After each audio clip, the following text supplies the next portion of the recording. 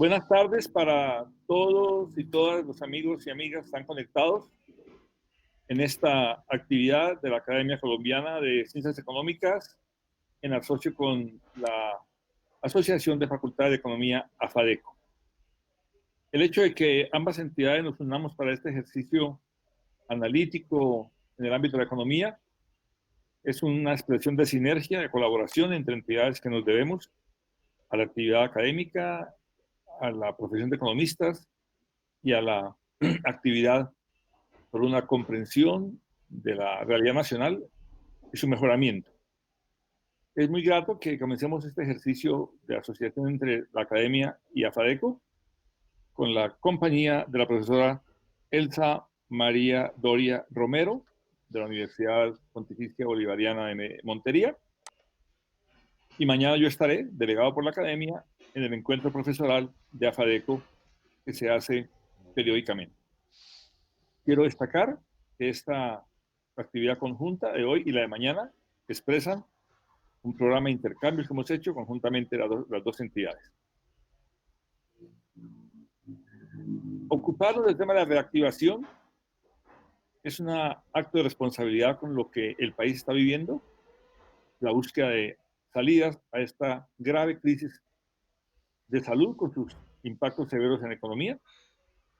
Y por eso la Academia de Ciencias Económicas, en cabeza de nuestro presidente Edgar Reveis, quien los saluda a nuestro nombre, y el secretario Alcides Gómez aquí presente, han diseñado una propuesta de actividades regionales. Ya se hizo la del Valle del Cauca, hoy hacemos la del Caribe, luego vendrá la de Antioquia, la de Santander, como una expresión de presencia regional.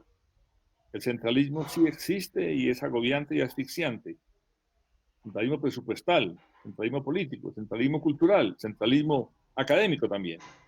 Por eso este esfuerzo de hacer unas regiones, hoy se hace fácil por la plataforma virtual. Debimos hacerlo antes. Pero vamos a intentar también hacerlo en el futuro de modo presencial, ocuparnos de los temas que son sentidos en las regiones, con participación de académicos de la región. Por eso, desde La Guajira, desde Monguí, en La Guajira, hasta Córdoba, hoy tenemos la costa Caribe aquí presente. Amílcar Acosta Medina es economista de la Universidad de Antioquia.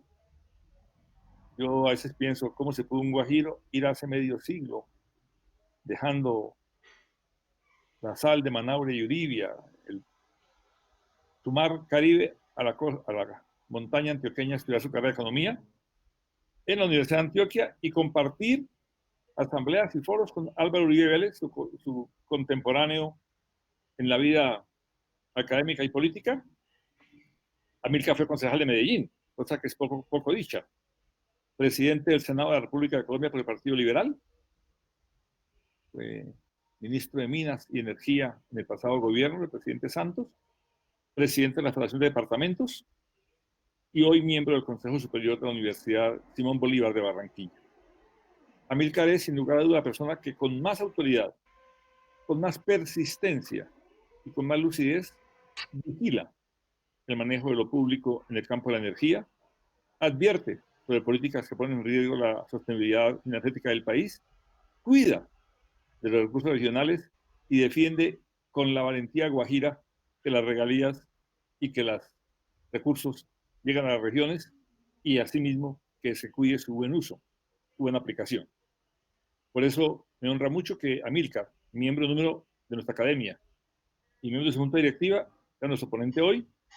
Como nos honra también que sea comentarista la profesora Elsa María Doria Romero, economista de la Universidad Bolivariana de Montería en Economía del Desarrollo, magíster de la Javeriana en el programa de paz, profesora y coordinadora de esta universidad, con trabajo sobre el tema turístico en la región, dirección de tesis de grado, y el que tengamos dos del Caribe, hombre y mujer, de dos diferentes generaciones, de dos diferentes épocas de vida, nos garantiza la diversidad y la inclusión.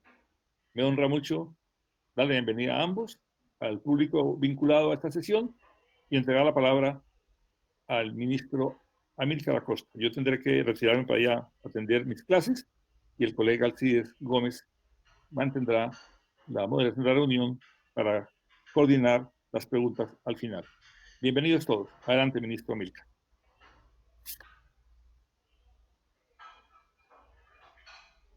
Muchas gracias, colega y profesor Beethoven.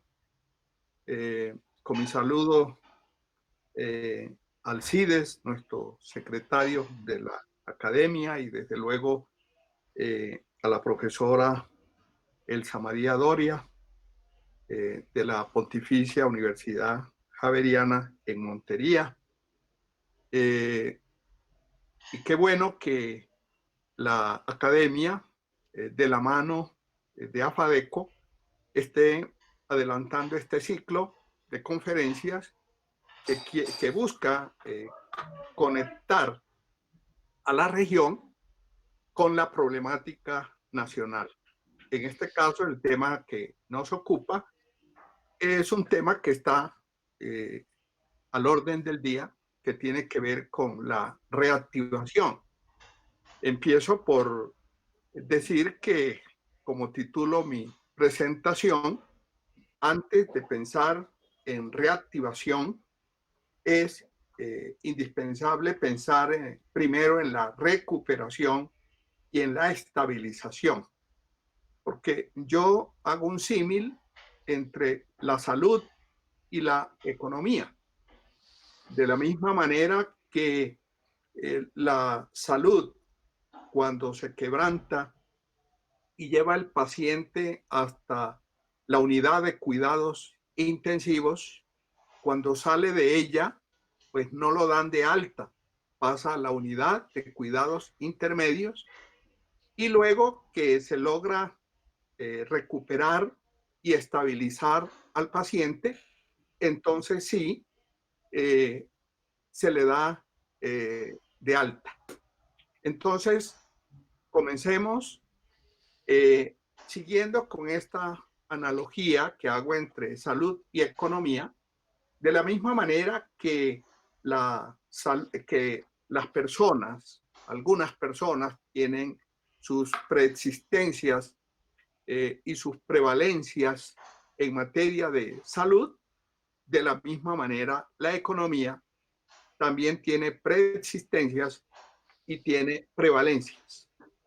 Vamos a empezar precisamente por estas preexistencias.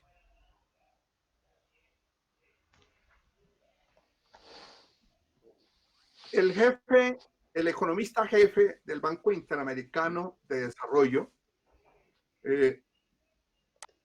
nos muestra de cómo Latinoamérica se había, y lo hago ya en pretérito, se había convertido en el epicentro de la pandemia a nivel internacional. Ahora estamos viendo que con el rebrote de la pandemia en Europa, el epicentro en este momento se está trasladando a Europa, como en su momento se pasó de Europa a América Latina. Y claro, digo de paso que estamos ante el riesgo de que el péndulo vuelva a América Latina, como ocurrió a partir de abril o mayo, cuando el péndulo vino de Europa hacia América Latina, ahora está yendo de América Latina hacia Europa. A partir de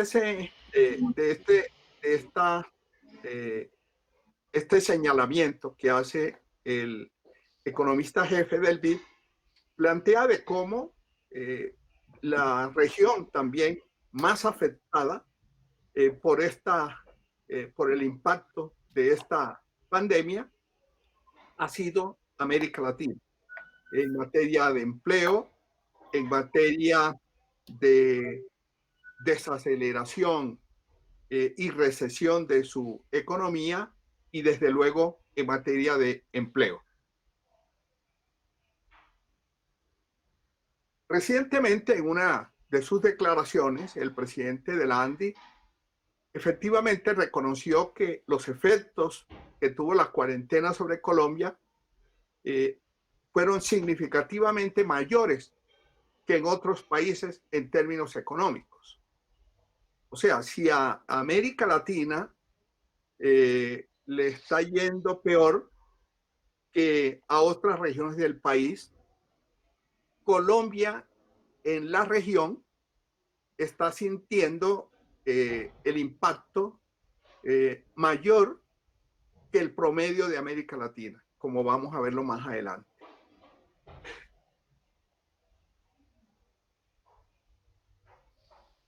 Recordemos que la economía de América Latina durante una década, 2001-2010, creció su economía por encima del promedio a nivel mundial e incluso por encima del promedio de América Latina creció la economía colombiana.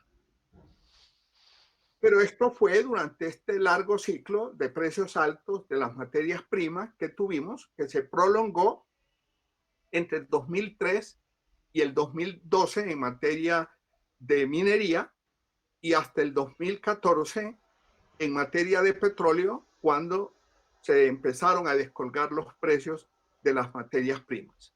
Esto, lógicamente, trajo como consecuencia una caída tanto en el crecimiento potencial de la economía como de la misma economía. Nosotros en el 2012 teníamos un crecimiento potencial de la economía colombiana del 4.5% y este crecimiento potencial se vino abajo al 3.5%, pero lo más grave es que en los 5 últimos años la economía colombiana ha venido creciendo incluso por debajo de ese bajo crecimiento potencial. El año pasado cerramos con el 3.4%.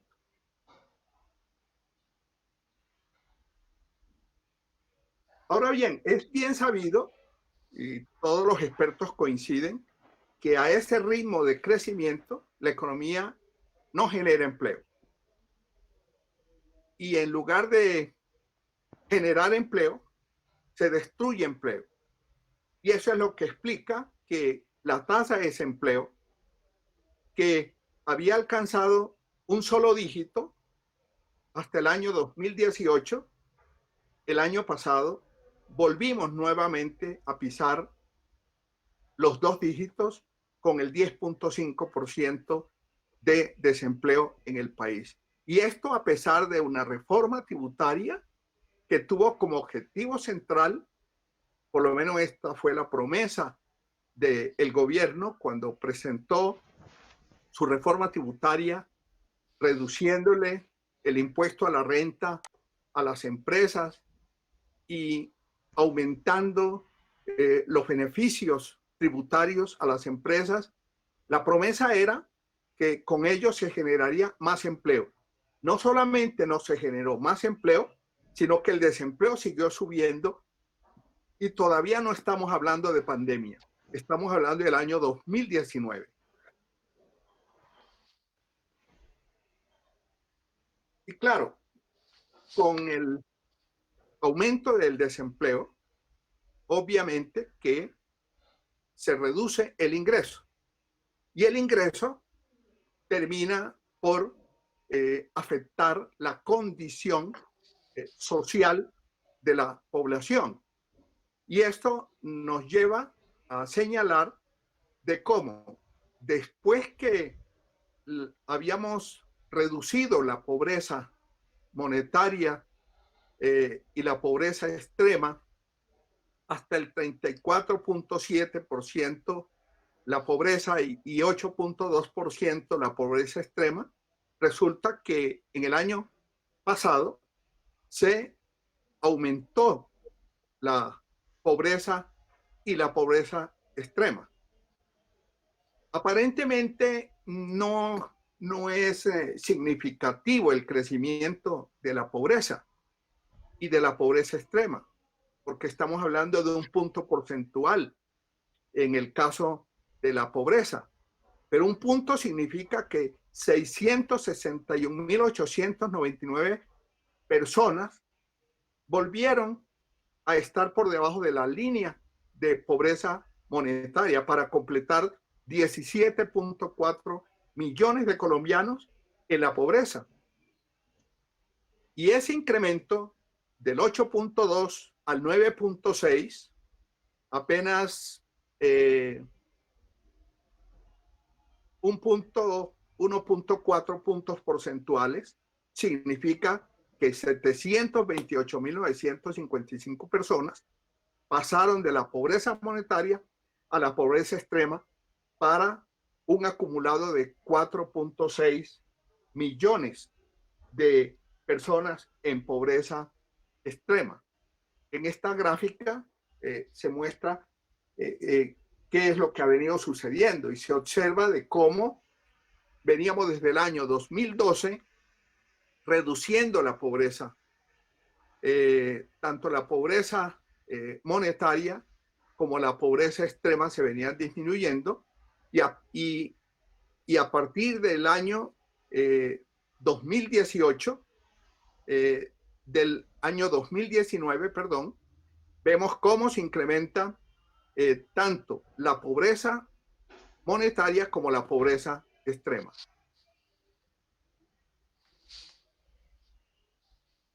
Y aquí es importante ir poniendo el foco sobre las regiones.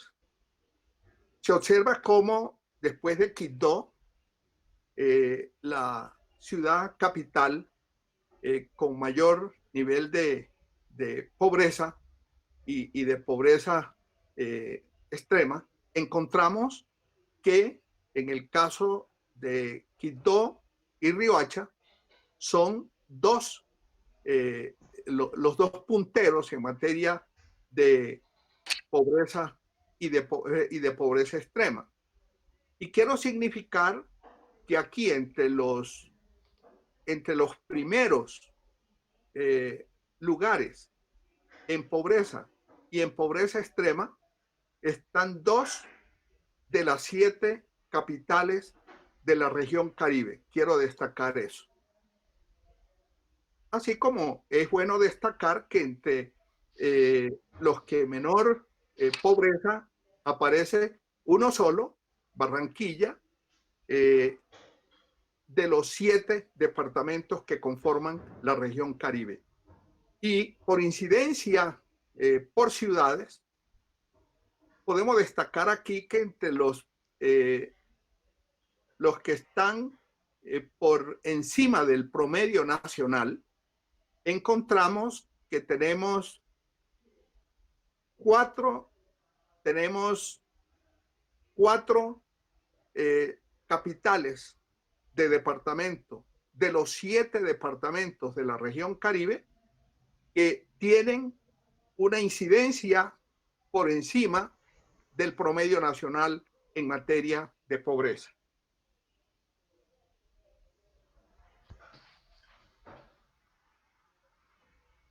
Ya lo habíamos sugerido, pero esta vez es el propio director del DANE, Juan Daniel Oviedo, quien asegura que el aumento en la incidencia de la pobreza puede estar asociado al incremento de la tasa de desempleo que se registró entre el 2018 y 2019. Pero yo quiero destacar aquí que la afectación mayor y tal vez la más destructiva que se viene dando es el caso de la franja de los llamados ninis, que son los jóvenes que ni estudian ni trabajan, que en concepto del DANE son los que han llevado la peor parte en materia del desempleo.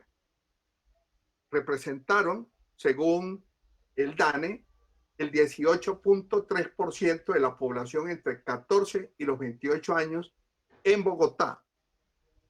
Desde luego, en la periferia, la afectación fue mayor.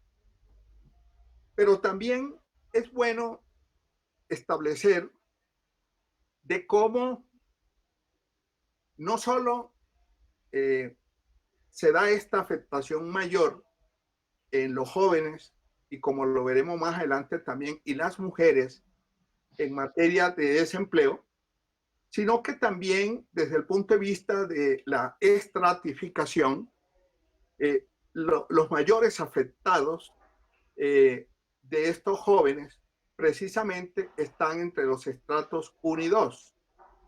Según el DANE, se estima que si un joven habita en un lugar con estratificación social 1 o 2, la probabilidad que ni estudie ni trabaje es del 46.5%. Esto es una barbaridad. Y esta cifra contrasta con quienes viven en los estratos 5 o 6, donde esa posibilidad se reduce a solo el 14.3%. Y decía que también en el caso de las mujeres se presenta también este sesgo en donde por falta de oportunidades, el registro en el caso de las mujeres está en el 62.8%. Es decir, aquí hay una enorme brecha en detrimento de los jóvenes y de las mujeres. Ahora bien, no solo se ha afectado y estamos retrocediendo y todavía no hemos llegado a la pandemia, veníamos retrocediendo en los avances alcanzados en la reducción de la pobreza monetaria y de la pobreza extrema.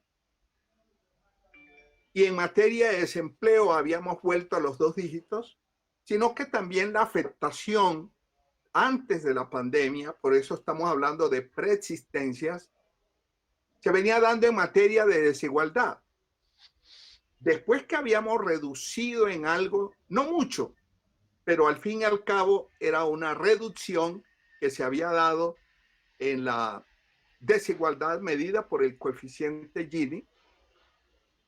Entre el año 2018 y el año 2019 nos encontramos con que se revierte esa tendencia, y ello no es de extrañar si tenemos en cuenta que en el año 2019, mientras el 20% más rico de la población, esta es una cifra de desarrollo, experimentó un incremento en sus ingresos en el 1.6%, en cambio el segmento del 20% más pobre vio reducidos sus ingresos en 6.2%. O sea, se abre nuevamente la brecha.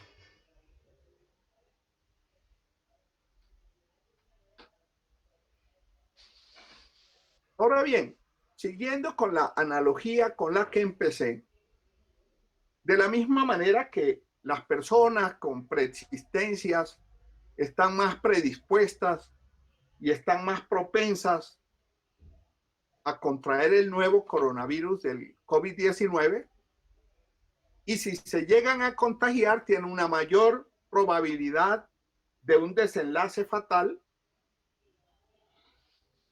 De igual manera, las economías con preexistencias de falencias en sus fundamentales también corren la misma suerte. Veamos.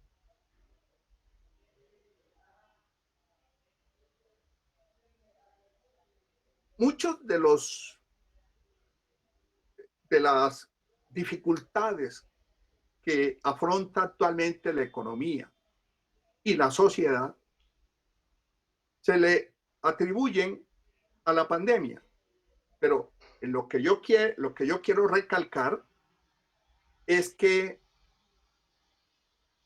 la economía, cuando entra a la unidad de cuidados intensivos, ya traíamos los estragos sociales causados por las preexistencias. Y con la pandemia y las medidas que fue menester adoptar, primero para prevenir, después para contener y por último para mitigar la pandemia, que llevó a una virtual parálisis de la actividad económica, lo que hizo fue agudizar, acentuar los males que ya venían, las persistencias de la economía nacional.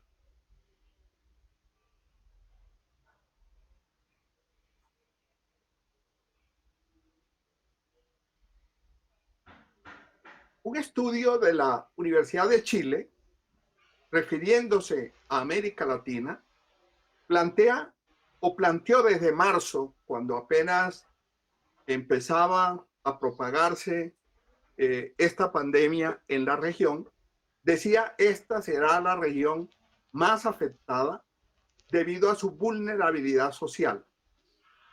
Después de la pandemia, fue su pronóstico, se va a descubrir que los niveles de pobreza habrán trepado del 30% al 50% en muchos países. Esto se da, plantea este estudio del profesor Pablo Lacoste, por razones estructurales y sistémicas. O sea, no es un tema de coyuntura. Obedece también a la baja calidad institucional y los niveles muy altos de informalidad. Sabemos que en Colombia la informalidad supera el 50% y desde luego la corrupción rampante. Y dijo: en 2 o 3 meses veremos las consecuencias que se derivan de esta pandemia. Ahora bien, vamos a ver cómo esto que planteó el estudio de la Universidad de Chile se confirma. Seguimos.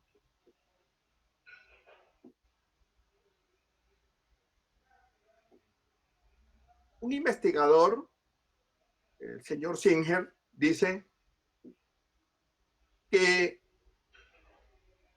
hay un fenómeno o una afectación que él la caracterizó como la sindemia, en el sentido de ver cómo interactúa con una variedad de condiciones preexistentes, cuando hay diabetes, cuando hay cáncer, problemas cardíacos y muchos otros factores, y vemos un índice desproporcionado de resultados adversos en comunidades empobrecidas, de bajos ingresos y minorías étnicas. Entonces vamos a observar cómo los más pobres, por serlo, los más vulnerables, por serlo, en la medida en que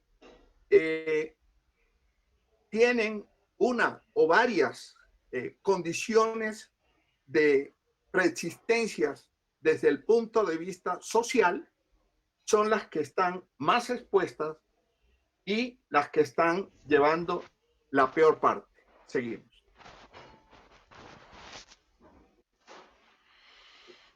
Miren esto.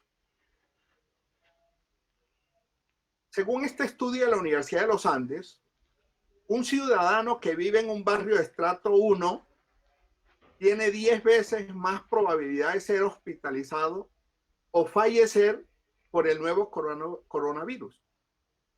Y tiene 6 veces más posibilidad de ingresar a una unidad de cuidados intensivos comparado con una persona que resida en el estrato 6. Y concluye: la mayor tasa de contagios y muertes en estos grupos apunta a la desigualdad económica. Y vamos a ver esto en cifras. Estas cifras del DANE son definitivamente más que devastadoras, escandalosas. Esta es una cifra reciente de hace apenas 8 o 10 días del DANE, que los estratos socioeconómicos 1, 2 y 3 concentran el 90.3% de las defunciones por COVID-19 total en todo el país. Es más, el estrato 1 y 2 están poniendo el 69% de los muertos a consecuencia del COVID-19. este cuadro es de el Dani e ilustra lo que acabamos de plantear. Pero como podemos observar aquí en esta otra gráfica, en el mapa de Colombia, podemos ver de qué manera definitivamente esta pandemia se esparció por todo el país y ha tenido un comportamiento diferencial y diferenciado de unas regiones a otras.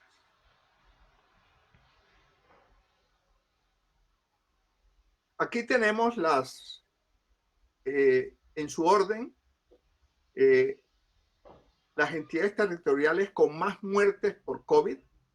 Encontramos que Bogotá concentra el mayor número, Antioquia le sigue, Valle del Cauca va de tercero, y encontramos a Barranquilla, es en la región Caribe el departamento con el mayor número de defunciones por COVID, le sigue Córdoba,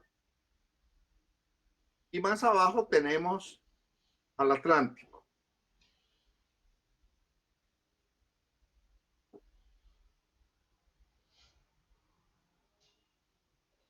Y este dato es bien interesante porque de alguna manera refleja de cómo, qué tan preparados y qué tantas capacidades tenían las distintas regiones del país para enfrentar esta pandemia. Y es así como, siendo que el promedio nacional de letalidad está en 3.04, encontramos que Córdoba tiene el doble. Tenemos otro departamento de la región Caribe, el Magdalena, que está en cuarto lugar con el 5.3, e incluso el Atlántico, que es uno de los departamentos con mayor desarrollo relativo y que se esperaría estar mejor preparado que otros departamentos como Sucre, incluso La Guajira, nos encontramos con un alarmante 4.5% en el caso del departamento del Atlántico. Ahora vamos a referirnos a los estragos que ha causado la pandemia en la economía. Según el Fondo Monetario Internacional, la más reciente previsión del Fondo Monetario Internacional parten de la base de que la economía global se va a contraer en el 4.4%, pero fíjense ustedes lo que hace un momento insinuábamos, que la contracción de la economía de América Latina va a ser prácticamente el doble de la contracción de la economía global. Recuerden lo que dijimos al comienzo de cómo durante ese largo ciclo de 10 años de precios altos de las materias primas, la economía de América Latina creció por encima del crecimiento promedio a nivel global. Pero que a partir del 2014, la economía de América Latina se ralentizó en su crecimiento y el ritmo de su crecimiento ha estado por debajo del promedio mundial. Pues ahora esto se expresa de una manera mucho más pronunciada. Pero quiero llamar la atención sobre el hecho de que mientras la previsión del Fondo Monetario es de contracción de 8.1% para América Latina y que el año entrante tendríamos un crecimiento del 3.6%, la contracción de la economía colombiana va a estar por encima de la contracción de la economía de América Latina con el 8.2%. Es de resaltar que este 8.2% coincide en gran medida con la proyección reciente del Banco de la República. Pero es más preocupante saber que además de tener el peor desempeño como región, América Latina, se estima por parte del Fondo Monetario Internacional que será la economía que menos se reactivará el año entrante y la que más tardará en recuperar el terreno perdido. Al punto que se estima que solo hacia el año 2024 es cuando la economía de América Latina volverá a los niveles de antes de la pandemia. Ahora, en el caso de la economía colombiana, la economía colombiana tocó fondo en el mes de abril, cuando la economía se contrajo el 20.2%. Luego la caída en el mes de junio. En mayo fue del 16.6%. Venía hasta el mes de julio, venía de alguna manera reduciéndose esa contracción de la economía, pero el mes de agosto tuvimos una sorpresa muy negativa porque muestra un retroceso con relación al mes de julio y nos muestra que en el acumulado de los primeros 8 meses la contracción de la economía es del menos 8.1%. En esta gráfica podemos mostrar de qué modo se ha venido comportando la economía en los 8 años transcurridos.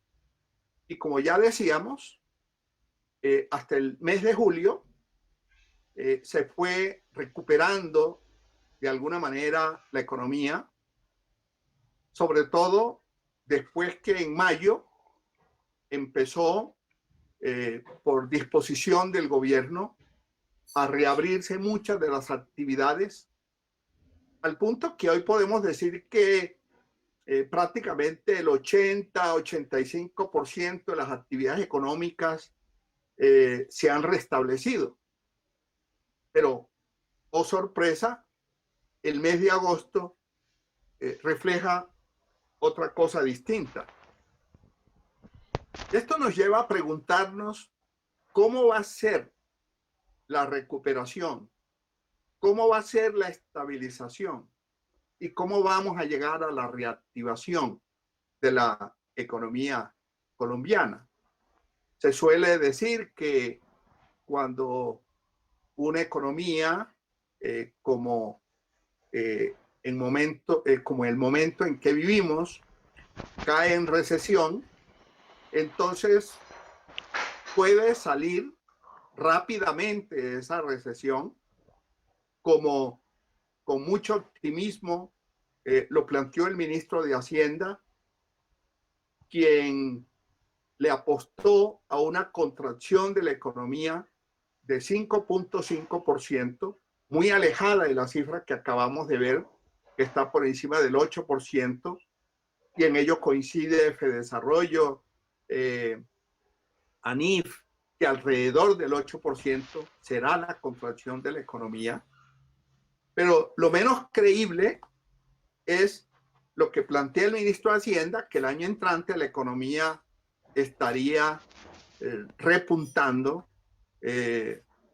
con un 6.6%, lo cual no se compadece con lo que acabamos de ver, de las proyecciones del Fondo Monetario Internacional de lo que va a ser la recuperación de la economía global el año entrante y la de América Latina.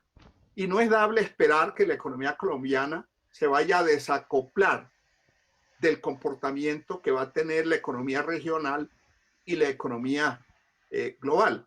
Con lo que acaba de pasar en el mes de agosto, que es el último registro que se tiene por parte del DANE, esta recuperación se estaría dando más bien en forma de W, en donde hay una caída, se recupera la economía y la economía vuelve y cae. Esperamos que se complete la letra. Ahora bien,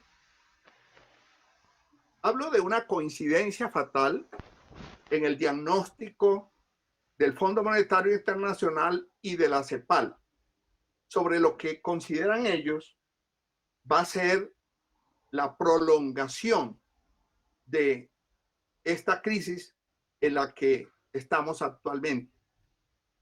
Lejos de lo que espera y aspira el ministro de Hacienda, el Fondo Monetario Internacional plantea que esta crisis está lejos de haber terminado.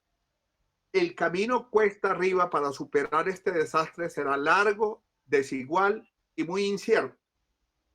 Alicia Bárcena, la secretaria ejecutiva de la CEPAL, coincide con el Fondo Monetario Internacional y plantea que el proceso de recuperación de la actividad económica a sus niveles precrisis va a durar más de lo que se esperaba, al menos 3 años, y será más lento de lo observado en la crisis subprime.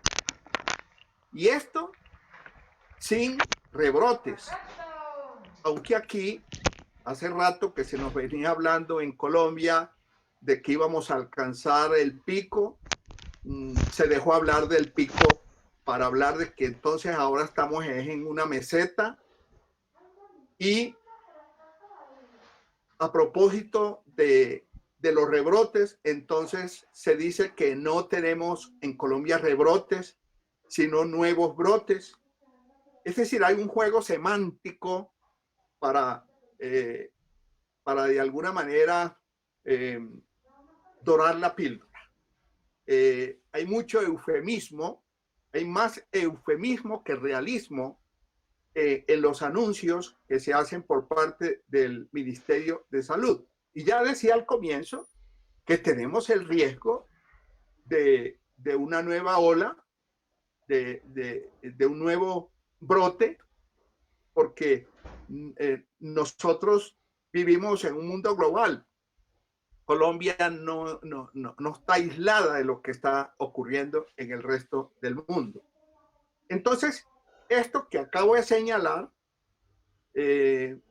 ha repercutido en la tasa de desempleo.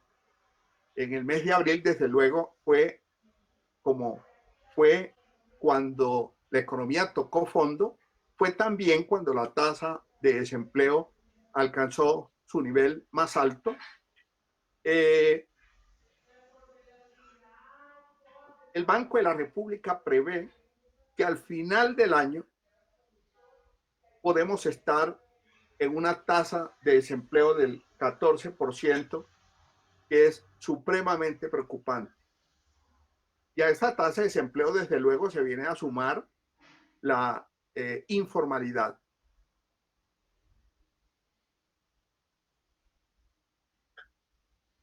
Desde luego, esta pérdida del empleo repercute en una pérdida de ingresos que se calcula en 24 billones de pesos, que son los ingresos que se han dejado de recibir. Esto llevó a Jairo Núñez, investigador de Fedesarrollo, a estimar que la pobreza puede estar subiendo este año del 37.5% a la que ya había subido, como dijimos, en el año 2019, al 49%. Es decir, la mitad de la población colombiana este año va a estar en la pobreza. Y la pobreza extrema, que en el año 2019 estuvo en el 9.6%, puede llegar al final del año al 14%.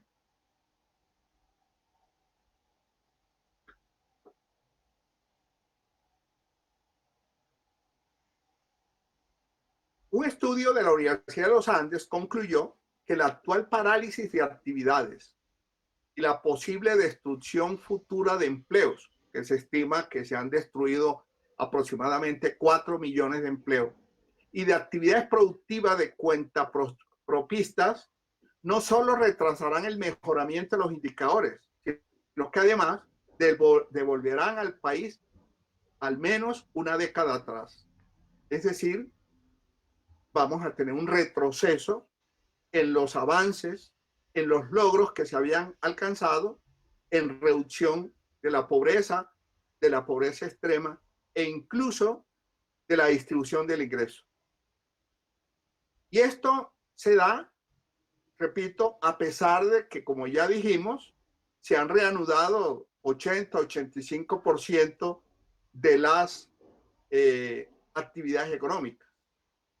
Y desde luego, es un hecho que la clase media, sobre todo la clase media vulnerable, está resintiéndose al punto que, según el Banco Interamericano de Desarrollo, la clase media consolidada se estima que ha pasado del 30% al 12.7%.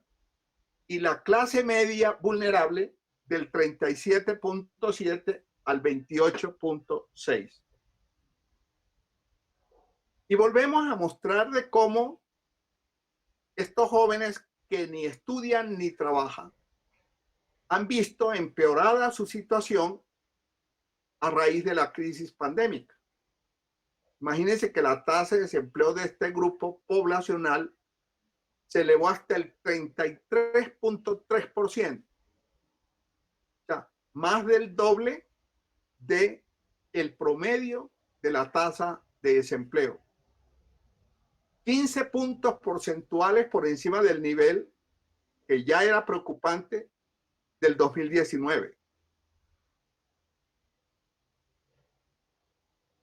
¿Podemos seguir?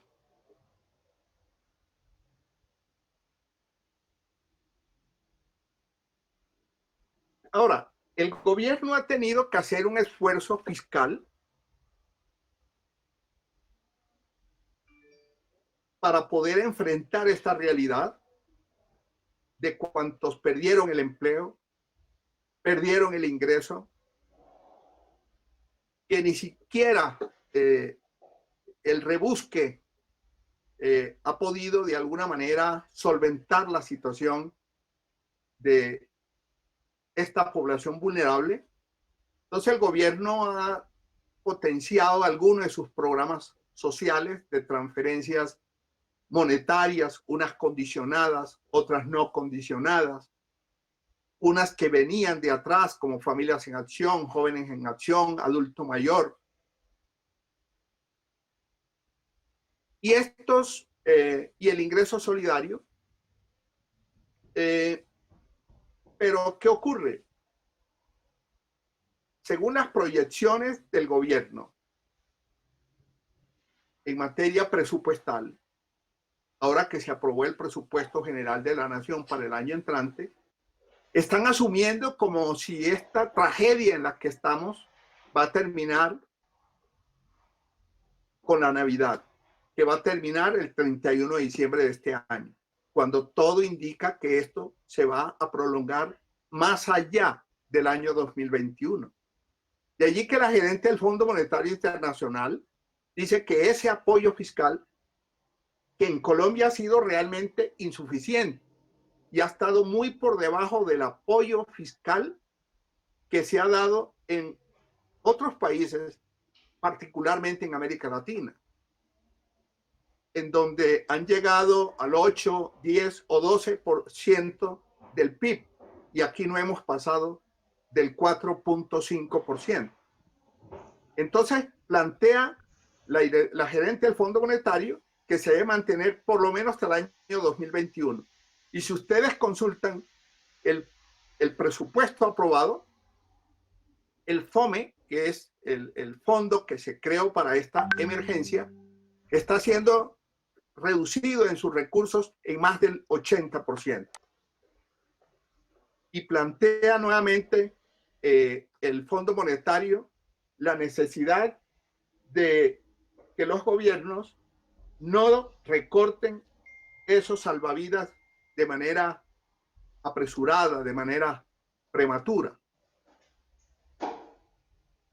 De allí también que se está planteando la importancia, como lo plantea el director de Finanzas Públicas del Fondo Monetario, plantea la necesidad de tomar medidas para mejorar el cumplimiento tributario, porque este financiamiento de estos apoyos fiscales tiene que buscarse no solamente con más endeudamiento, sino también con mayor recaudo.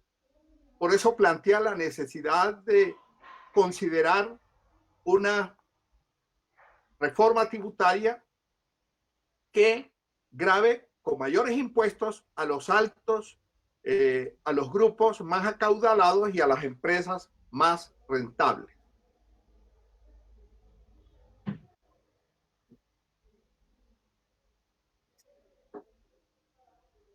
Y la economista jefe del Fondo Monetario plantea, porque aquí se ha vuelto un pecado plantear siquiera una reforma tributaria, porque lo que inmediatamente se sale a decir por parte de quienes han venido siendo beneficiarios de las gabelas impositivas que reforma tras reforma se han ido dispensando en Colombia, no quieren saber de impuestos. Pero el Fondo Monetario insiste en la importancia de la progresividad de la estructura impositiva en un país que, como Colombia, tiene precisamente una estructura impositiva regresiva, contraria precisamente a lo que dispone la propia Constitución Nacional. De manera que aquí no hay la voluntad ni la decisión política de tocar los privilegios, y por eso el gobierno prácticamente ha descartado una reforma tributaria. Decía el expresidente López que cuando se quiere resolver un problema, se le da la responsabilidad a una persona para que resuelva el problema. Pero cuando no se quiere resolver, se nombra una comisión. Pues eso fue lo que hizo el gobierno.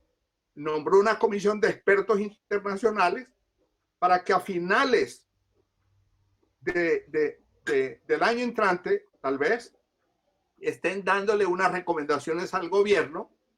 ¿Y qué gobierno en víspera de un proceso electoral se atreve siquiera a presentar un proyecto de reforma tributaria al Congreso de la República? O sea, reforma tributaria no vamos a tener, nos vamos a seguir endeudando más de lo que ya estamos. El propio Carrasquilla planteó que podríamos llegar a tener un nivel de endeudamiento por encima del 60% del Producto Interno Bruto para tratar de solventar las afugias fiscales por las que está atravesando el país.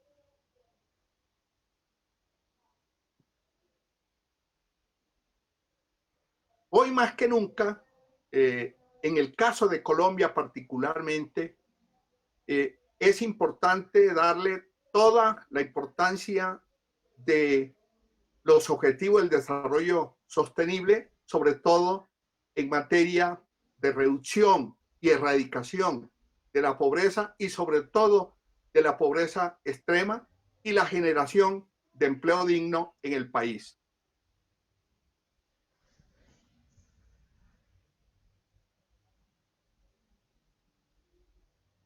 Hablando de reactivación, el plan que ha planteado el gobierno para lograr reactivar la economía es del orden de 109.4 billones de pesos. Pero solo 9.3 billones, menos del 1%, serían recursos públicos. Esto realmente es increíble. El esfuerzo mayor que quien debe hacerla es el Estado. Se está dejando que sean los privados, y desde luego los privados pues están viéndose frenados en sus inversiones, en sus proyectos, precisamente porque no hay condiciones, sobre todo del lado de la demanda, que puedan favorecer la apuesta por mayores inversiones en sus empresas o en la creación de nuevas empresas.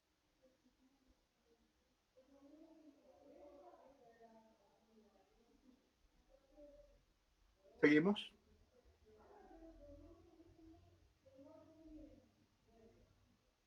¿Seguimos?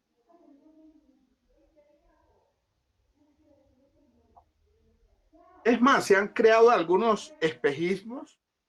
Por aquí pasó recientemente el entonces candidato de Trump para reemplazar a Luis Alberto Moreno en la presidencia del BID, y se le hizo el gran anuncio al país de un plan de Colombia Crece para una inversión de 5.000 millones de dólares.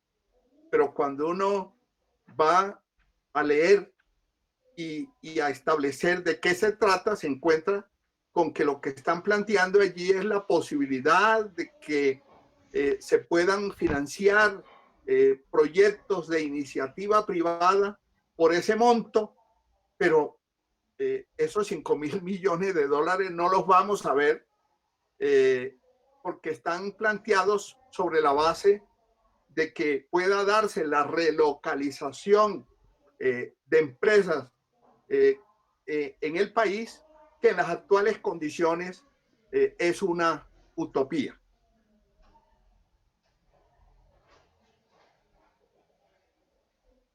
¿Seguimos? Como lo sostiene la secretaria ejecutiva de la CEPAL, salir de la crisis requiere un cambio radical en los modelos de desarrollo, además de temas de urgencia como una política fiscal expansiva, o sea, más Estado y no menos Estado, usar medidas no convencionales, una nueva estrategia de crecimiento y desarrollo. ¿Seguimos?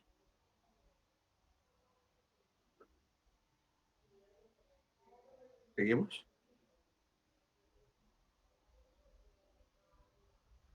¿Seguimos?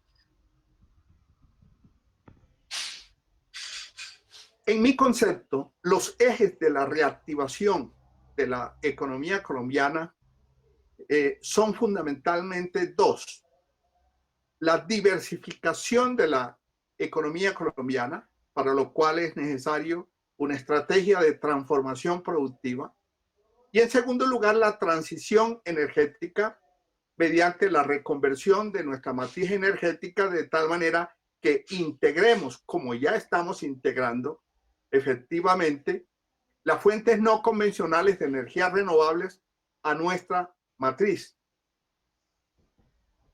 ¿Sí? Ello es tanto más válido cuando estamos hablando de la región Caribe, que tiene una muy alta dependencia, como todos lo sabemos, del sector turístico, que fue el primero en verse afectado y mayormente afectado, y todo indica que va a ser el último en recuperarse. Y estamos también ante una situación en donde la contracción de los mercados internacionales del carbón y la caída de los precios están planteando también una situación muy dramática, particularmente en dos departamentos: el departamento de La Guajira y el departamento del Cesar. No obstante, como ya lo insinué, tenemos una ventana de oportunidad a nivel de la región Caribe, y es de convertirse en un hub energético, dado el enorme potencial de fuentes no convencionales de energía con la que cuenta la región Caribe, particularmente la Guajira. Los retos, en mi concepto, más importantes que tiene el Caribe es que ese proceso que se ha venido dando en los últimos 5 años de relocalización industrial, que se ha venido dando de una manera espontánea, tenga un apoyo, tenga un impulso por parte del gobierno mediante incentivos tributarios o arancelarios. Se requiere también el apoyo al sector agrícola, con inversión en bienes públicos, particularmente en lo que hace relación a los distritos de riego y las vías terciarias. Vías terciarias que veo que van a tener un impulso importante, sobre todo con la nueva ley de regalías y el nuevo presupuesto del Sistema General de Regalías que acaba de aprobarse para los próximos 2 años, en los cuales se contemplan recursos importantes para el impulso de energías renovables y también de vías terciarias. Y cómo no, es fundamental para el desarrollo y para dinamizar la economía regional del Caribe, recuperar la navegabilidad del río Magdalena, pero claro, de una manera integral y de una manera sostenida, de manera que junto con la rehabilitación de la red férrea que empieza a darse en el país, podamos contar por fin en Colombia un sistema de transporte intermodal que es lo que le puede garantizar al país ganar en competitividad. Ahora, teniendo en cuenta la magnitud del reto que se tiene para poder avanzar en estos proyectos, es muy importante contar como fuente de financiación con las alianzas público-privadas y también con el programa de obras por impuestos que exitosamente se viene desarrollando en el país. Voy a mostrar rápidamente los proyectos que tiene contemplado el gobierno nacional a través de planeación nacional. Primero, pues se trata de poder concluir muchas de las obras iniciadas que vienen, incluso algunas de estas vienen de gobiernos anteriores. Es la oportunidad también para poder, en cumplimiento de la ley que se aprobó recientemente, poder agilizar la conclusión de los llamados elefantes blancos, el desarrollo de un programa vial, otras obras de infraestructura que son claves, como el acueducto de Santa Marta y los aeropuertos de Cartagena y San Andrés. Contempla además, seguimos, contempla además las obras que se vienen adelantando en el canal del dique, los proyectos energéticos a los cuales ya hice referencia, proyectos mineros de explotación sostenible, proyectos en materia de hidrocarburos, particularmente las inversiones que se vienen haciendo costa afuera. Y particularmente en lo que hace relación a los proyectos viales en el Caribe, se destacan los que están previstos en el Atlántico, La Guajira, Córdoba, Bolívar y Cesar. Finalmente, quiero concluir con un consejo del profesor Peter Drucker, cuando dice que no se puede perder de vista a la hora de definir las estrategias y el plan de acción para salvar vidas, generar empleo e ingresos, reducir la pobreza y la desigualdad de ingresos y de oportunidades, que, como lo afirma el profesor Drucker, el mayor riesgo en las épocas de turbulencia es actuar con la lógica de ayer. Mi invitación entonces es que sigamos el ejemplo de Drucker y cambiemos de cartilla. Muchas gracias.